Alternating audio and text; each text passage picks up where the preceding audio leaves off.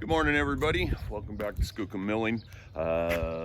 Chapter, I think, 4 in the Case Tractor saga. Today's when we're really gonna get into some nuts and bolts, so no pun intended, in that I think it's time to pull the cylinder head off this thing. I've done all the research I can. I've consulted with a couple of people who are diesel mechanics, and it's fairly clear the next step is pull cylinder head off and see whether I have a stuck valve or if I have a cracked or broken piston or something like that. So that's what we're going to do today. I'm going to start out this morning by draining the coolant, start taking off some odds and ends, and then we'll really get into it. I'll try to do my best in filming, and we'll see what we can get. So here we go. All right, I think we got it cracked loose here. So we'll see if we can get that coolant draining out. See what comes out of here anyway. Yeah, there it goes. We'll pop the radiator cap here to help it. There we go. Slow it down a little bit.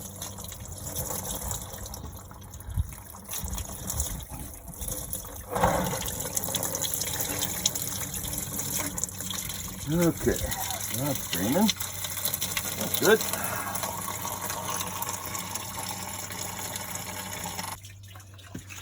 Now we'll go ahead and take that new sending unit, new gauge sender out that we put on yesterday, just to get it out of the way.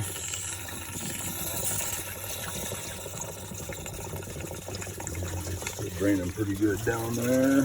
Trying to catch all of it in the bucket if we can.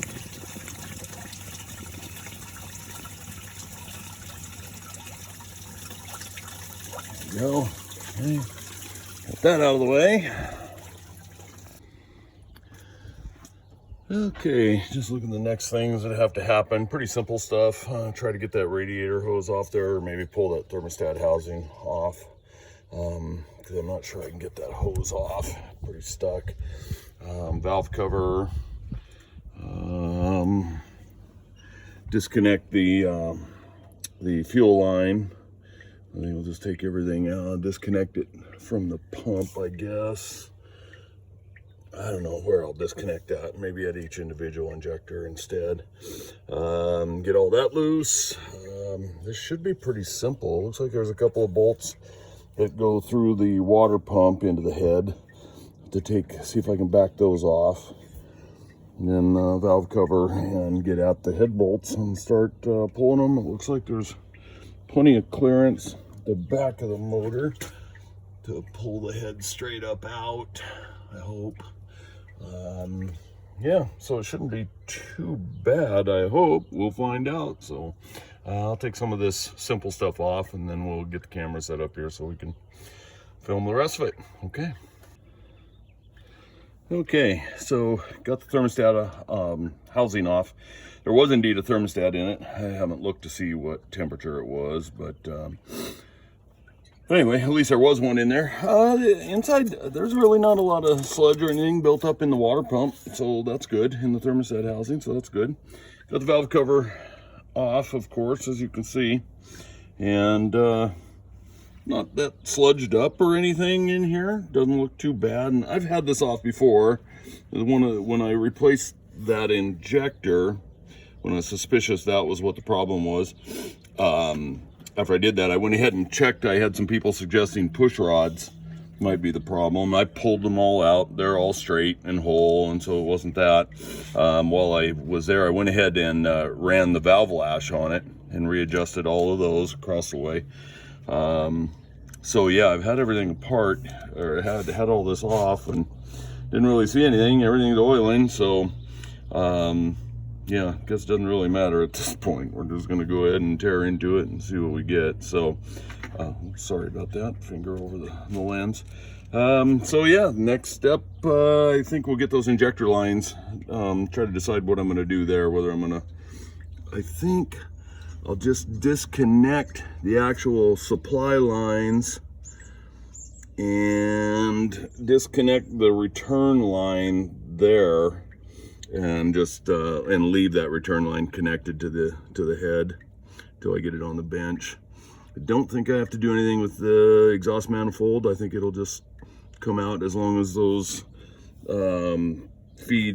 injector feed lines, let's see if I can get down in here, as long as those come out through there without too much hassle. So yeah, so we'll see what we get. I guess that's next step. I'll see if I can get these bolts out of this water pump and that go into the cylinder head and try to free that up. So okay, we'll see what happens here. Okay, I think I got all the water pump bolts out that need to come out. Looks like there was 3 of them that went into the cylinder head, so we got those out. Put the alternator bracket out of the way. I think what I want to do now, before I go any further, is I want to get it on top dead center. So for that, there is a inspection cover down here that I popped off already, and there's the pointer. I've just got to get it around to where it's showing top dead center right there. That's where I want to leave it when I tear it down. So I'll work on that a little bit. I'm not sure. Probably by bumping the starter or something and see if I can get it around there. So okay, well, evidently we're 180 out here. The case manual says if push rods won't turn when you're on top dead center, rotate it 1 complete revolution and it should bring you back to it. So I'll do that and we'll see what happens here. Okay, we rolled it around 180 degrees, and yeah, now I've got play in these, in number 1, and both push rods turn. So I guess we're on top dead center now. So looks like our next step probably going to be I'll work on removing those injector lines, get those ready to go. Sorry for the background noise, garbage men are here picking up. So okay, I'm just going to go ahead and remove the lines completely from the injectors, including the return line. No sense having anything interfering and hanging up. So we'll loosen them here off the injectors themselves. Get that all set. I need to reseal everything anyway, and so I mean, I guess I would have taken them out once I got it on the bench. So I'll just go ahead and do it now.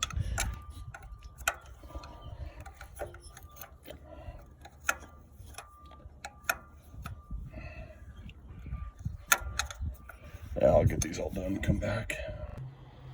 Okay, pulled that return line off, and yeah, I mean, I've got to get new seals for these things. Some of them are pretty cracked up and broken away. Although they weren't leaking, so that's good. But anyway, we'll get that off. Now we'll get those injector feed lines, the pressure lines, loose and go from there. Okay, all the injector lines are loose and backed off, but as I look at this, I think I'm going to pull this exhaust manifold off.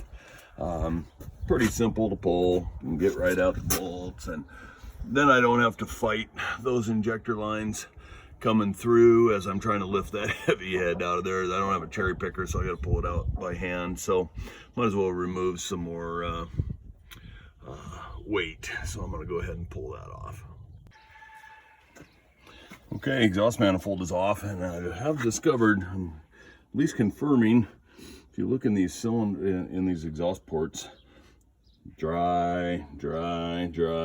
Oh, but look at this one, pretty oily. So whatever's going on, definitely happening in that cylinder. So we're going to find out shortly here. So jump over to the intake side and see whether it's worth taking that off. I don't know if it will be or not, so we'll see. Yeah, looking at this intake side, I'm just going to pull it off too. It's pretty simple. Once again, real easy to get to. Might as well get it out of the way and lighten my load. So we'll get those off and pull it off and take a look there. Okay, intake's off. Pretty simple. Of course, all this stuff's going on the bench. It's going to get all cleaned up, all the threads chased on every hole. Every bolt will get threads chased on it. Just like things to just go back in finger tight without any resistance. So anyway, I guess the next step here, I'll go ahead and take off. I guess I'll take these rocker shafts off, which I think I don't know if the head bolts hold those down at all or not. No, it just looks just like these 4 bolts and these 5 bolts, and I know that there's a particular sequence to these because a couple of them, the oil actually feeds up through the bolt itself. It's bored out and got an oiling hole in it, so I'll have to pay close attention to that and mark. I want everything to go back on the same cylinder when I go back together, so I'll take some care to mark all of that and set them down on the bench, and we'll go from there. Okay, rocker arms are off. Rocker arm assemblies are off. Pull the push rods out, put those in alongside, keeping track of each one where they came off of, so we match everything up again. And then it'll be time to pull some head bolts. We'll see if we can get this thing out of here. So I'm breaking loose all the head bolts and these 2 rocker arm or valve cover studs. Look at this one. They evidently had, I don't know, evidently the valve cover had worn into that, and I don't know if you can get a good look at that or not. But yeah, and it's actually, the whole stud is bent a little bit too, so I'm not sure what exactly happened there, but yeah, we'll address it as we go back together. Well, just discovered these head bolts down underneath the injectors, which I hadn't noticed before. Hadn't paid any attention to anyway, so I guess I'll be pulling the injectors out then next, and to get those head bolts out. Then we should be ready to come off. Everything else is out, so let's see what happens here. Okay, all injectors are out, all the head bolts are out. Everything seems like it should be free. I haven't tried to pry it up yet. I am a little bit worried about the water pump. I took the 3 bolts out, but I see that there's a down in here. I don't know if you can see, if I can get you down here to see that. Those bolts, they're actually studs with nuts on them. I'm hoping they just go into this timing cover. Yeah, I've been misspeaking all this time. It's not water pump, but the front timing cover. I hope that those studs just seat into that timing cover, don't go clear into the head. We'll find out in a minute. If they do, then that presents a whole nother issue. Then I guess a radiator would have to come out. So we'll see here in a few minutes. So I'm going to give it a few pries and see what happens. Okay, so I've been working on this for a while. Got everything obviously off that I could, and I just can't get that cylinder head to budge. I just feel like it's not just the gasket holding it down. There's something else wrong. So I've looked everything over and I really can't see much. Got all the head bolts out, all of that. I thought I had all the bolts out of the timing cover. It turns out when I went in, I just knew something was wrong. So I went in and looked at my parts manual, the parts breakdown, and believe it or not, it looks like there is a bolt behind the water pump. You've actually got to pull the water pump out, and there's a bolt in the back side that bolts that timing cover. It's one additional bolt to bolt that timing cover to the cylinder head. So that means I got to pull the radiator. So that's what's happening next here. Let me see if I can get a shot of it. Yeah, anyway, yeah, so I got to pull the radiator, and in order to get to the water pump, and yeah, we'll see what happens there. So I'll bring you back in a few minutes. Okay, about a half hour later, the radiator's finally out. 2 bolts underneath there that now I see. All I needed to do was loosen them because of those slots right there, but I couldn't tell that from up above, so I fought them. They literally turned 1 flat per stroke all the way off. So, but anyway, we got them, and now we'll take this water pump off and get a look at that 1 bolt that's in there behind holding that head on. So back shortly. Okay, finally, success. Yeah, there was a bolt, goes right in there, comes through there and into the front of the head. Who knew? It's actually a hollow bolt. It allows evidently water to flow, or you know what, I think it might be oil drain back actually or something. Anyway, so got it out, but so I don't know, I don't really see, I thought for sure I'd see a cracked piston or something. I don't really see any evidence of it right at the moment. Nothing's been hit, nothing has hit the top of the piston. Nothing like that, so that's a little disturbing. I guess the next thing I'll do is go ahead and try to get the two valves out of the head and take a look at those just for the heck of it. I mean, I'm going to take it to a machine shop and have them do a valve grind on it and clean it all up, but I don't know, I think I'm going to have to probably push that piston out. So that means the next project is to pull the oil pan, so we'll see how that goes. Anyway, I'll get a look at that head and then I'll bring you back on. Okay, so I think we figured out what's going on. Well, part of what's going on here. This piston, it's hard to tell here, but it's sitting way low. When you look at number 4, you can see it's up right to the top of the liner. Number 1 here is sitting probably, 30-40 thousandths low. And you see this little, somebody's had this apart before because they marked all these pistons with numbers and an arrow facing forward. Right there you can see, so this is number 1, arrow facing forward. And I didn't notice it, but I sent a picture to a buddy of mine and he noticed that when you look at the head, lo and behold, what do you see? The dot and the arrow that was transferred from the piston smacking the head. So there's the issue. So now I've got to get the pan off and I'll have to push that piston out and we'll see what we've got. So I don't know if we'll get all that today or not. We'll see. We'll get started on it though.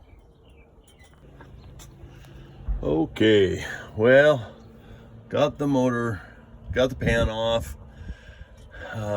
Yeah, we lost a rod bearing. There's not even anything left of the rod bearing left in the rod. Pulled another one just for the heck of it, and the good news is that it's okay. They actually appear to be the original bearings. They're date stamped the same age as the tractor, so I really think that they are. But yeah, it hammered this one. So yeah, gonna need a rod. Probably, I don't know. I'm gonna have to pull that block out now and get the crank out and have it checked to see if it can be turned. Because the good news is that all the bearings, the rod bearings, and I pulled one main bearing, and they're all standard. So as a matter of fact, I think you can see 9 of 67 as a manufacturing date on this bearing. These are the original bearings in this thing. Pretty amazing actually, or they were replaced shortly after, but because I think this thing's a 66, but I could be wrong. It could be a 67. So anyway, that's where we're at. So next thing will be to split that thing and get that block out of there, and then tear it down the rest of the way, take the crank to a machine shop, see what I can find out. We'll keep our fingers crossed. Thanks everyone.